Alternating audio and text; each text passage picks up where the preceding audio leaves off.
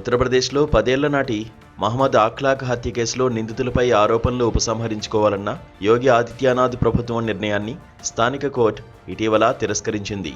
నేరారోపణలు జరిగిన ఇంతకాలానికి అఖ్లాక్ను కొట్టి చంపిన వారిని రక్షించుకునే లక్ష్యంతో యూపీ ప్రభుత్వం స్థానిక సెషన్స్ కోర్టులో నవంబర్లో దరఖాస్తు దాఖలు చేసినప్పుడు దేశం నివ్వెరపోయింది. గవర్నర్ సహా పగడ్బందీగా పెద్ద తలకాయలందరి సంతకాలతో నేర శిక్షా స్మృతిలోని 321వ సెక్షన్ వాడుకుని ప్రభుత్వం ఈ కేసు మూసివేతకు సిద్ధపడింది. సర్వసాధారణంగా స్థానిక కోర్టులు ధిక్కారాన్ని ప్రదర్శించవు కనుక కేసు మూతబడిపోతుందని అంతా భావించారు. కానీ greater Noida Surajpur fast track court న్యాయమూర్తి సౌరభ్ ద్వివేది అందుకు అంగీకరించలేదు. అఖ్లాక్ హత్య కేసును అతి ముఖ్యమైనదిగా అభివర్ణిస్తూ ఉపసంహరణ ప్రతిపాదనను తిరగ్గొట్టారు.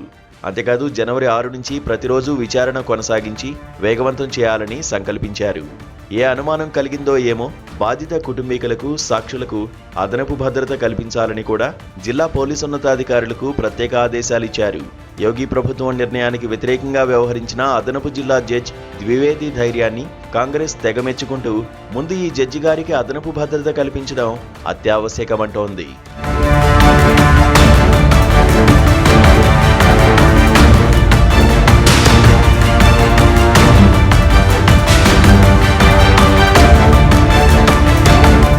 ఇటీవల ఉన్నావ్ ఉన్మాది కులదీప్ సింగ్ సెంగార్ను ఏవో కొన్ని సాంకేతిక కారణాల మీద వదిలేసిన రోజుల్లోనే ఈ దాద్రి ఘటనలో ఫాస్ట్ కోర్ట్ పూర్తి భిన్నమైన నిర్ణయం తీసుకోవడం విశేషం.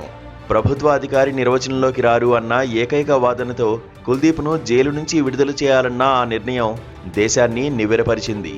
అనేక రోజులు ఈ బీజేపీ ఎమ్మెల్యే నిర్బంధంలో ఉంటూ అత్యాచారానికి గురైన ఆ యువతి ఈ పరిణామంతో వణికిపోయి మళ్లీ వీధి పోరాటాలకు దిగాల్సి వచ్చింది.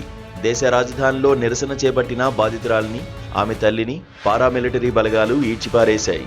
సెంగార్ జైలు నుంచి బయటకొస్తే తనకు చావు ఖాయమన్న ఆమె భయం వెనుక కారణాలు తెలియనివేవీ కావు. సదరు బీజేపీ నేతపై కేసు నమోదు చేయడానికి కూడా పోలీసులు మొదట ఒప్పుకోలేదు. ఆ తర్వాత సెంగార్ మనుషులతో కలిసి వారు ఆమె తండ్రిని జైల్లోనే కొట్టి చంపేశారు. ముఖ్యమంత్రి ఇంటి ముందు ఆమె ఆత్మాహుతికి ప్రయత్నించడం ప్రజాగ్రహానికి జడిసి యోగి ప్రభుత్వం ఎట్టకేలకు సెంగార్ను అరెస్ట్ చేసినప్పటికీ ఇతగాడు జైలు నుంచే బాధితురాల్ని హత్య చేయించేందుకు కుట్ర పన్నడం, ఘోర రోడ్డు ప్రమాదంలో ఆమె ఆత్మీయులను కోల్పోవడం వంటి పలు పరిణామాలు ఈ భయానికి కారణం. ట్రయల్ కోర్టు సెంగార్కు జీవిత ఖైదు విధిస్తే ఢిల్లీ హైకోర్టు చిలికి వెలికి తీసిన ఓ చిన్న నిర్వచనం ఆధారంగా అతి కష్టం మీద బాధితురాలు గతంలో సాధించిన న్యాయాన్ని తిరిగి లాగేసుకుంది. కొందరు న్యాయవాదులు ఆ తర్వాత తప్పనిసరి సిబిఐ సుప్రీంకోర్టును ఆశ్రయించడంతో అది సెంగారు విడుదలకు అడ్డుకట్ట వేసి న్యాయం పట్ల ప్రజల్లో నమ్మకాన్ని నిలబెట్టింది.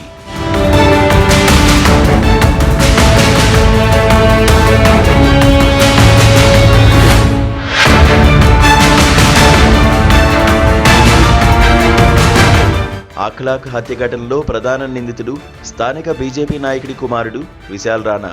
అఖ్లాక్ ఇంటి మీదకు దండెత్తి అతడి ఫ్రిడ్జ్లో గోమాంసం ఉన్నదని వాదించి అక్కడి ఆలయం మైకు నుంచి దాన్ని ప్రకటించి సామూహికంగా కొట్టి చంపిన 14 మందిని యోగి ప్రభుత్వం కాపాడదలుచుకుంది. అఖ్లాక్ కుటుంబీకులు చీటికి మాటికి తమ వాదనలను మార్చేస్తున్నారని, నిందితులు మారణాయుధాలు వాడలేదని, బాధితుడికి నిందితులకు మధ్య పాత కక్షలు లేవని, అందువల్ల ఈ కేసు కొనసాగింపు అర్థం లేనిదన్న వాదనతో చివరి అంకంలోకి చేరిన ఈ కేసును యోగి ప్రభుత్వం మూసివేసే ప్రయత్నం చేసింది.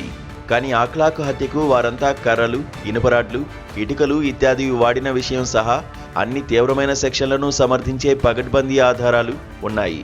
మతోన్మాదికి, మోకదాడులకు ప్రతీకగా నిలిచిన ఈ కేసును మూసివేయడం ద్వారా ఈ తరహా హత్యలను సాధారణీకరించేందుకు యోగి ప్రభుత్వం ప్రయత్నించింది. న్యాయస్థానాలు, సమాజం తమను ప్రశ్నించబోవన్న పాలకుల ధైర్యాన్ని వమ్ముచేసి అఖ్లాక్ కుటుంబానికి భవిష్యత్తులో న్యాయం దక్కవచ్చునన్న నమ్మకాన్ని దేశానికి మిగిల్చినందుకు ఫాస్ట్ ట్రాక్ కోర్టు న్యాయమూర్తిని అభినందించాలి.